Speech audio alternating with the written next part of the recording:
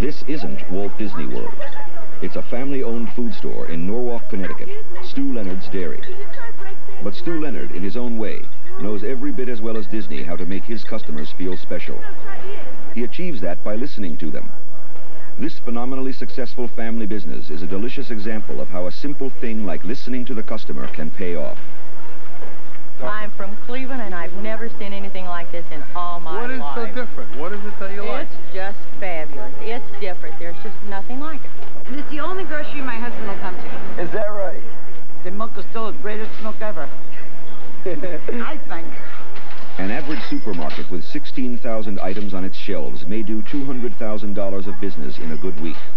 Stu Leonard's grosses $1.5 million a week with only 750 items. An astonishing $80 million a year. Part of the attraction are the prices. Stu buys directly from the producer by the trailer truckload. Meat from Iowa, fruit and produce from California. Milk is processed right in the store, originally a small dairy opened by Stu's father in 1921. Why don't you put them both over here so there's an aisle for the customer, right? Stu Leonard is out on the floor every day, working the crowd like a politician on the campaign trail. Like all successful businessmen, his work is his passion. He can't keep his hands off the merchandise or the customers. Stu styles himself a monomaniac with a mission, and he is crystal clear about what his mission is: to make every customer that enters his store feel special. What we did here is we went around on the customer side of the table, and we said, what exactly do they want? They want better stuff at a lower price.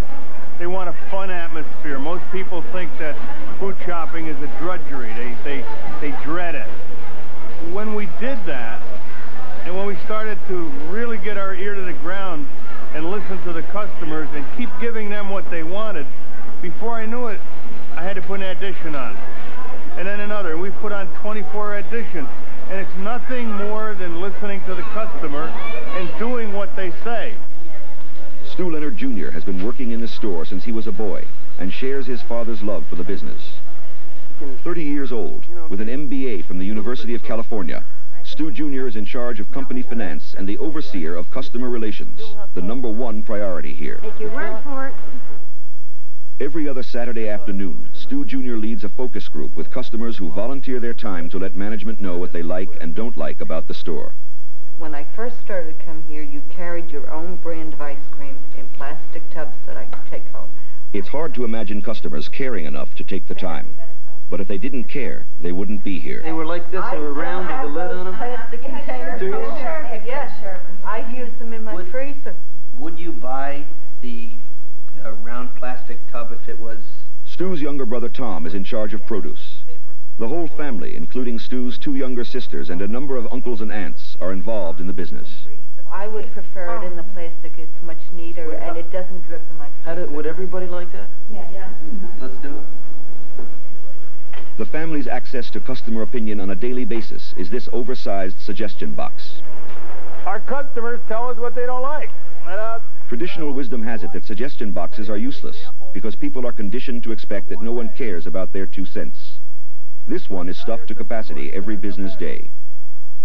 Somebody takes these out of here, first job in the morning. The first thing they do, come and open this up, and by 11 a.m. every morning we have them typed up, and there's 30 copies of them distributed throughout the dairy. You know, here's one, how about stocking jars of baby food, a customer wrote in. I mean, it's a good idea. We'll look into it. There's another person wrote the tuna salad. They say it's more like tuna soup, so we changed that. We're adding less mayonnaise to it. Everything is okay. I'm from Tennessee and love it. You know, but we get all these. Here's one that someone wrote. I bought a bag of jelly donuts. The raspberry jelly was fine, but the dough of the donuts was awful. It wasn't moist. So I mean, we talked to the donut guy this morning when he came in about that. But the concept is that only happy customers come back. We don't go back to restaurants that we don't like, and we don't go back to food stores we don't. That's the basic thing. And how do we know what they don't like? They tell us. The reason they tell us is that we react to it. One month we had a meeting and we sat around and we said, okay, let's tell us what you don't like about our store. And one of the ladies stood up and she said, I'll tell you what I don't like. She said, I don't like your fish. And we said, what do you mean you don't like your fish? She said, well, it's not fresh. She said, I like to go to a fish market and buy fresh fish. So the fish guy who was there, Nick, stood up and he said, "What do you mean it's not?" He says, "We get that fresh every morning from Fulton Fish Market." He said, "We get that fresh from the Boston Piers every morning." He said, "I guarantee that's fresh." And the person said, "What do you mean?" She said, it's packaged." She said, "This is a supermarket package. And now here's some bluefish that's packaged." And so what we did was we set up a fish bar with ice in it. And we took and built this right after that meeting. And now here's the bluefish for the same price right over here. But some people like to buy it fresh right off the ice. And with the service and everything. So it's the same price as over in the package. Our packaged fish didn't decrease at all, but we doubled our fish sales. We were doing about 15,000 pounds a week. Now we're doing 30,000 pounds a week. Well, we used to sell the strawberries like everybody else in a little quart basket. And a customer suggested that we let her pick them out of the big tray as we brought them out. And we tried it, and we put the display out with all the strawberries just out of the box from the farmer. And you can't believe what's happening down there. The sales went up like triple. And now, you know, people are buying more than they even think.